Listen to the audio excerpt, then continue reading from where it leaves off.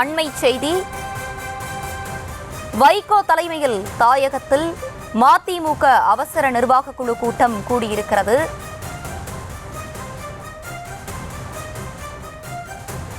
தொடர்ந்து விவரங்களை செய்தியாளர் பாரி கார்த்திக் வழங்கிட நாம் கேட்கலாம். பாரி கார்த்திக், வணக்கம். துரை வைகோ மற்றும் மல்லை சத்யா இடையே பனிப்போர் நிலவும் சூழலில் தற்போது நிர்வாக குழு கூட்டம் தொடங்கியிருக்கிறது. விரிவான விவரங்களை வழங்கலாம்.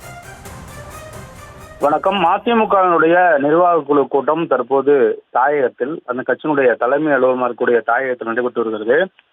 மதிமுகவில் நடைபெற்ற அந்த பனிப்போர், கட்சியினுடைய துணை பொதுச்செயலாளர் அந்த மல்லை சத்யா, அதே போல கட்சியுடைய முதன்மை செயலாளர் துரை வைகோ என இந்த இருவருக்குமான பனிப்போர் தொடர்ச்சியாக நடைபெற்ற நிலையில் அந்த மோதல் போக்கு என்பது கட்சி கூட்டத்திலே வெளிப்படையாக நடந்தது. குறிப்பாக கடந்த கூட்டத்தில், அதாவது தொழிற்சங்க மதிமுகவுடைய இந்த தொழிற்சங்க கூட்டத்தில் பேசிய துரை வைகோ, இங்கு சிலர் கட்சிக்கு எதிராக தொடர் நடவடிக்கையில் ஈடுபட்டு வருகிறார்கள், எனவே அவரை போன்றவர்கள் இருக்கும் பதவியில் நான் இருக்க மாட்டேன் என்று பேசினார்.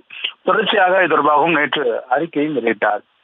அந்த அறிக்கையில், நான் கட்சியினுடைய உறுப்பினராக இருக்கிறேன், ஆனால் கட்சியினுடைய அந்த பதவி எனக்கு வேண்டாம் என்று ஒரு அறிக்கை வெளியிட்டார். கடந்த 2 ஆண்டுகளுக்கு முன்னதாக அவருக்கு முதன்மை செயலாளர் என்ற பொறுப்பு கொடுக்கப்பட்டு தொடர்ச்சியாக அவர் பணியாற்றி வந்தார். இந்நிலையில் கடந்த நாடாளுமன்ற தேர்தலின் போது இருவருக்குமான அந்த பிரச்சனை ஏற்பட்டது.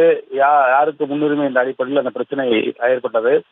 எனவே துரை வைகோ பங்கேற்கும் எந்த நிகழ்ச்சிகளிலும் சத்யா கலந்து கொள்ளாமல் இருப்பதும், சத்யாவை எந்த நிகழ்ச்சிகளும் துரை வைகோ அழைக்காமல் இருப்பதாகவும் என பல்வேறு விஷயங்கள் தொடர்ச்சியாக நடைபெற்ற நிலையில் அந்த பனிப்போர் ஒரு கட்டத்தில் மிகப்பெரிய அளவுக்கு ஆகி நேற்றைய தினம் அறிக்கை வெளியிடும் அளவுக்கு போய் சென்றது.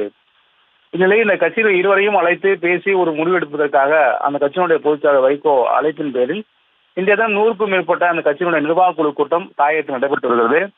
இந்த தாயகத்தில் நடைபெறும் இந்த கூட்டத்தில் மல்லை சத்யா நீக்கப்படுவாரா, இல்லை இருவரும் சமாதானம் செய்து வைப்பார்களா என்று இன்னும் சற்று நேரம் தெரிய வரும். இன்னும் சற்று நேரத்தில் அறிக்கை வெளியே இருக்கிறது.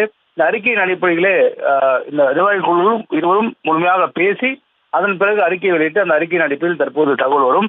ஆனால் தற்போது இருக்கும் சூழலில் மல்லை சத்யா நீக்கப்படலாம் என்றும் தகவல் வந்து கொண்டிருக்கிறது.